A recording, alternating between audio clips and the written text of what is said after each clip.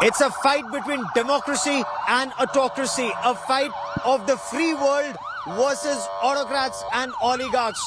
US President Joe Biden interacting with soldiers of the 82nd Airborne Division made it very clear that they were in this for the long haul. They were in this to protect the free world. He, of course, did talk about how the people of Ukraine were fighting very hard to protect their interests, their freedom, and their principles and values. The US presidents also had an interaction with the defense and foreign ministers of Ukraine here in Warsaw. He's holding a series of meetings, meeting humanitarian aid workers, meeting refugees. His aim is to firsthand understand the problems that they are facing. But as far as Ukraine is concerned, Ukraine is demanding a lot of military hardware, offensive weapons, fighter jets, surface-to-air missiles, missile defense shield system, the S-300, and also boots on ground. Whether it is declaring a no-fly zone or talking about fighter jets, the US is not too keen on that. Does that indicate that Ukraine will continue to fight with smaller weapons in terms of anti-tank guided missiles and surface-to-air Stinger missiles, javelins and Stingers, and not the tanks, the fighter jets and the S-300 systems that they so desperately need? Russian nuclear submarines sailed out in the North Atlantic Ocean. That was a very clear signal being sent out by the Russian President Vladimir Putin to America and to the North Atlantic Treaty Organization countries not to interfere in the ongoing war between Russia and Ukraine. The United States is watching these developments very closely. Of course, there is also a change in Russia's stance. It has failed to capture both Kyiv and Kharkiv, major cities in Ukraine. Is there a change in stance in terms of Russia now saying that their aim is to consolidate in the east, the Donbass region, Donetsk and Luhansk? Our report gets you more on the consolidation in the east and the nuclear saber rattling.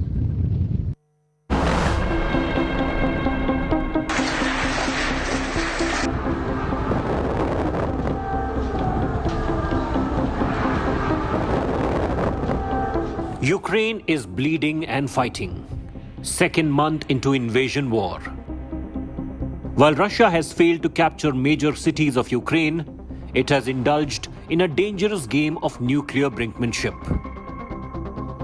It has now emerged that Vladimir Putin played out a major act of nuclear blackmail. Just hours after putting his nuclear forces on a special state of alert, Moscow had escalated its nuclear posturing. Several Russian submarines capable of carrying 16 ballistic missiles each had sailed into the North Atlantic. In a clear message, an act of nuclear muscle flexing.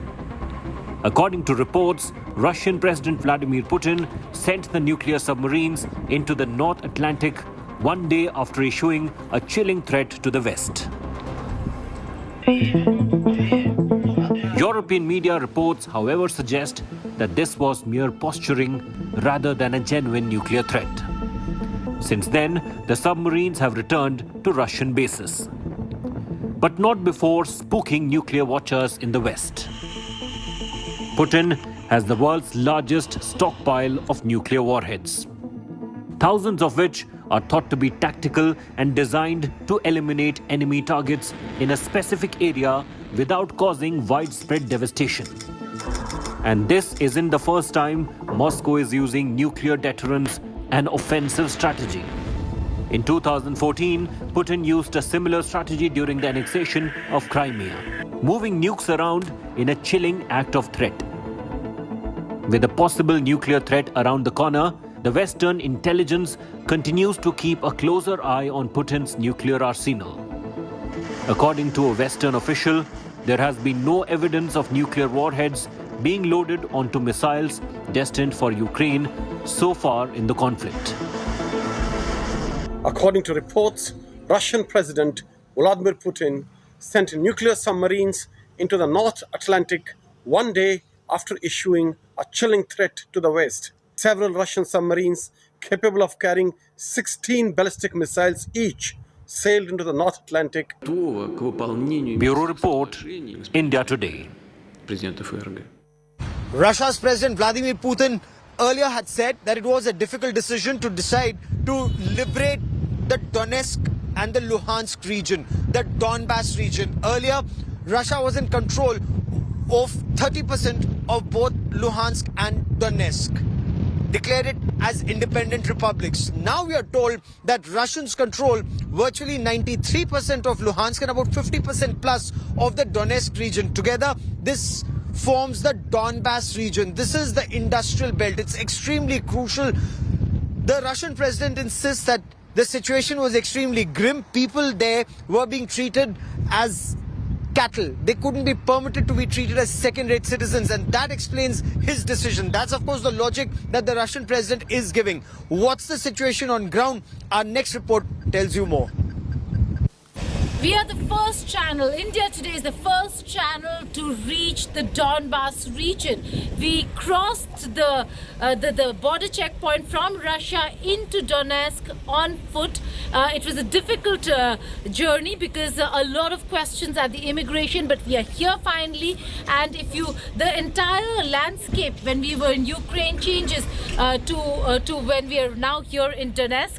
The Russian flags with the DPR flags, that's the Independent Republic of Donetsk, declared by the Russian administration. And that's the reason why over here they're all Russian speakers. The language that is spoken is Russian. Donbass region is the core now of the problem between Ukraine and Russia. Russian President Vladimir Putin has made it very clear that the next military operation is going to be to ensure independence of the Donbass region. We'll be taking you through the Donetsk People's Republic, or for that matter part of the Donbass region, which is critical to how Ukraine is going to react. Now there are a few demands of the Russian side in the conversations and negotiations. One is that the Donbass region, that's Donetsk and Luhansk, be declared independent and remain independent, and that Crimea as part of Russia is recognized by Ukraine. Ukraine says that its territorial integrity and sovereignty is being challenged, and that's unacceptable. Will that remain the stand and war continue? We'll be reporting from Donetsk to tell you exactly what's happening and why is it that Donetsk and Luhansk want independence from Ukraine. With video journalist Satya Rautre reporting from Donetsk, Geeta Mohan for India Today. Amidst this raging war, there are now a separate set of guidelines for students, Indian students who are studying in border towns, especially places like Kharkiv. India Today's Foreign Affairs editor Geeta Mohan spoke to some of these students who are in Kharkiv and are currently in the Russian town of Rostov. What are these restrictions? What is it that they are going through at this point of time, and what's their future? Our next report tells you about what's going through their minds. While there were advisories, there were many universities that were not offering online classes, and that was another issue that the embassy in Ukraine was dealing with in the border towns of Kharkiv and so on. But over here, Russia has already said, the border town universities have already said that if you want to go back, if you think that there's a security risk, please leave. You can avail the online class facility. अनुज, यहाँ पर आप third year student हैं, काफ़ी समय से यहाँ पर हैं. जनरली क्या सेंस है आपके दोस्तों में जो रशियंस हैं इस माहौल को लेकर? इधर कुछ ऐसा है नहीं, अब तो सब नॉर्मली है और रशियन पे अभी भी बोलने की कुछ नहीं होगा, सब नॉर्मली रहेगा इधर. रोस्टोव बॉर्डर से काफ़ी दूर है, उससे पहले भी काफ़ी सिटी हैं जो बॉर्डर से दूर है, अगर कोई दिक्कत होगी तो पहले भी. Manjesh, do you guys talk about the war situation and all? Do you guys talk about it with your friends? Yes. What's the sense? Just we are talking about in Russia we don't get any news about war, but our parents daily calling 2 to 3 times that tell us of war situation when we are seeing news and. So you can't see news and get information, or your parents have more information from India? I think our parents have more information. We don't have any information. When our parents call us, then we know real situation. Okay, but you're just 75 kilometers from the border. Is that something that you keep monitoring on a daily basis? But I think in Russia everything is normal, so we don't care.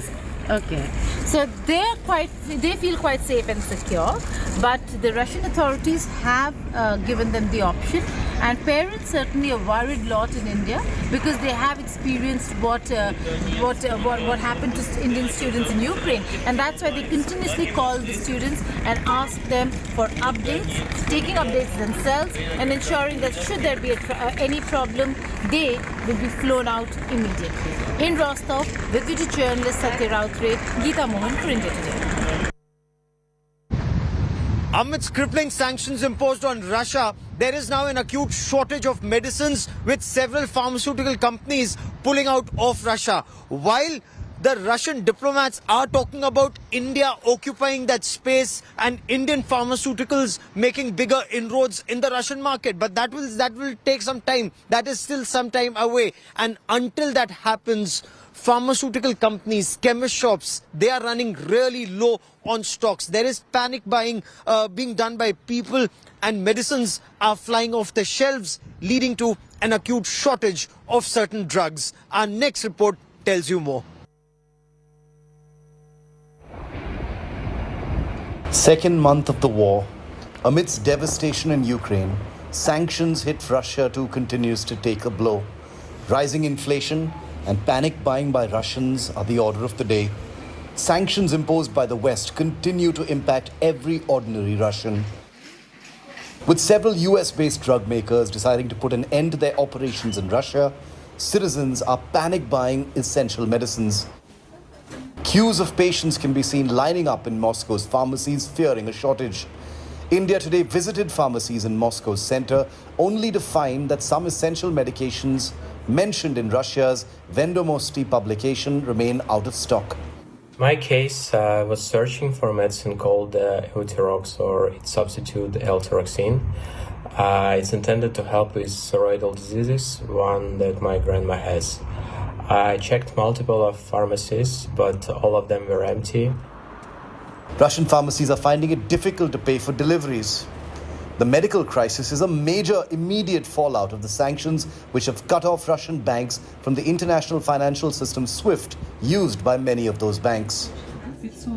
We're also announcing new sanctions of more than 400 individuals and entities in alignment with the European Union.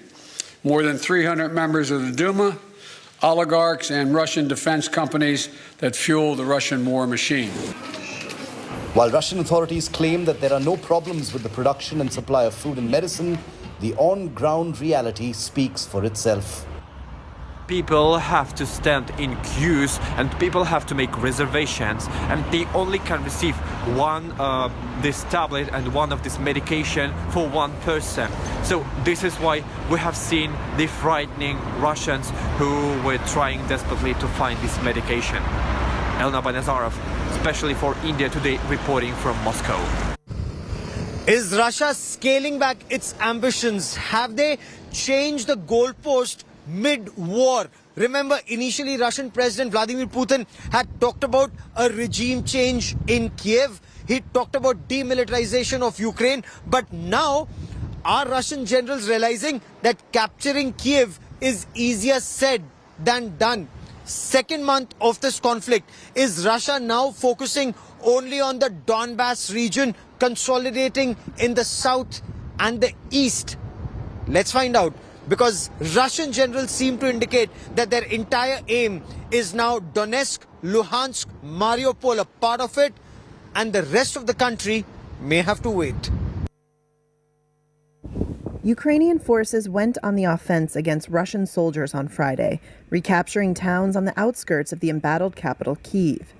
And 1 month after Russia sent a massive invasion force into Ukraine, expecting a rapid victory, Moscow signaled it was scaling back its military ambitions. The Russian Defense Ministry announced the first phase of what Russia calls its special military operation was complete, and that it would focus on completely, quote, liberating eastern Ukraine's Donbas region. Its forces remained bogged down, harried, and ambushed by Ukrainian defenders, and so far unable to claim a single major strategic objective, and now, in some places, may be forced into a retreat. A British intelligence report described, quote, Ukrainian counterattacks and Russian forces falling back on overextended supply lines has allowed Ukraine to reoccupy towns and defensive positions up to 35 kilometers east of Kyiv. One Ukrainian soldier on the front line in Bucha, about 16 miles from the capital, who gave only the name Andrei, said he enlisted immediately after Russia's invasion began a month ago. I told my wife to grab the children and to hide in the basement, and I went to the drafting station and joined my unit straight away. And the next day, from the army base, we moved to the front line. My wife and children were under occupation for 2 weeks, but then they managed to escape through a humanitarian corridor. Ukraine's armed forces chief of staff said Russia was still trying to resume offensives to capture the cities of Chernihiv, Sumy, Mariupol, and Kharkiv. Battle lines near Kyiv have been frozen for weeks. Failing to capture any major cities, the Russians have instead been encircling them, laying waste to residential areas and driving around a quarter of Ukraine's 44 million people from their homes. Natalia Stern, a refugee from the southern port city of Odessa, who is currently in Romania, had this to say on Friday. Support. We need support. We believe in ourselves and believe strongly. Please support us and our children. A huge thanks for you all in advance. Is the West resorting to cancel culture? Russian President Vladimir Putin has hit out at several Western countries for cancelling events that involved Russian artists, insisting that this was punishing artists unnecessarily and this action was unwarranted. And this comes after several Western countries and groups cancelled events where Russian artists were performing. We bring you this report.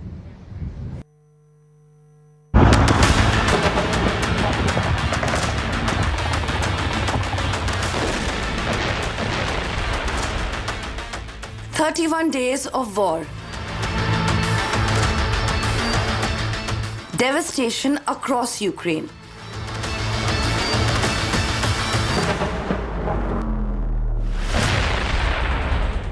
Putin unrelenting, unwilling to stop the carnage.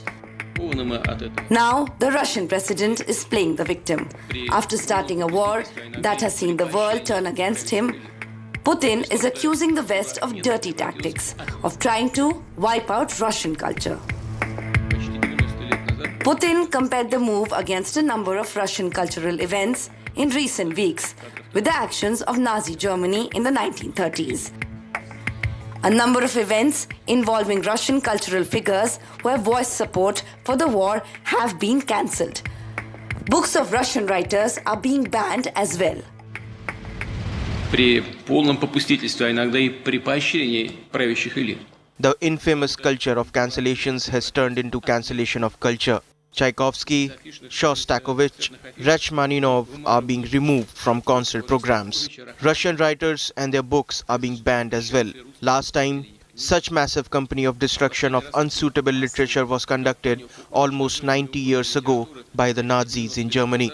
We know and remember very well the footage from film archives of books being burned. Putin compared the situation of Russian writers to Harry Potter author J.K. Rowling after she sparked controversy with opinions on transgender issues. Joanne Rowling, whose books were sold in hundreds of millions around the world, was cancelled because she displeased advocates of so-called gender freedoms. Today, they are trying to cancel whole country with a 1,000-year history. Our people.